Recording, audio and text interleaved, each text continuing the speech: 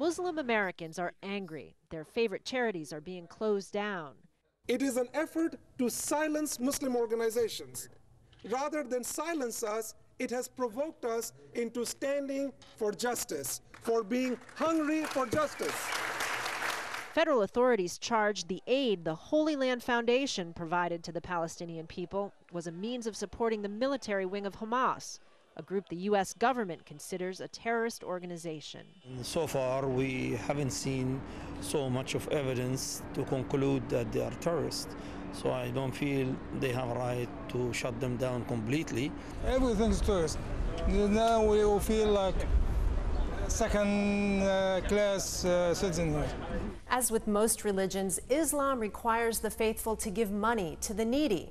But in recent years, many mosques have been afraid to donate to overseas charities. This center used to donate big amounts of money to charities abroad. But since the war in Iraq, we have been more cautious about this. Starting with the Holy Land Foundation in 2001, federal authorities froze the assets of 6 charities worth an estimated $14 million. Terrorist money men should know this. We are hunting down the murderers you support, and we will hunt you down. There's really nothing a charity can do because the Patriot Act gives the government absolute power to shut down an organization without telling you why. 7 members of the Holy Land Foundation, as well as the charity itself, are facing conspiracy and money laundering charges. According to court documents, not only did the Holy Land Foundation operate to support the Hamas agenda, but it was created for that very purpose. The prosecution has also named more than 300 individuals and several Muslim groups as unindicted co-conspirators, linking them publicly to the allegations without charging them, a move some consider to be a smear campaign.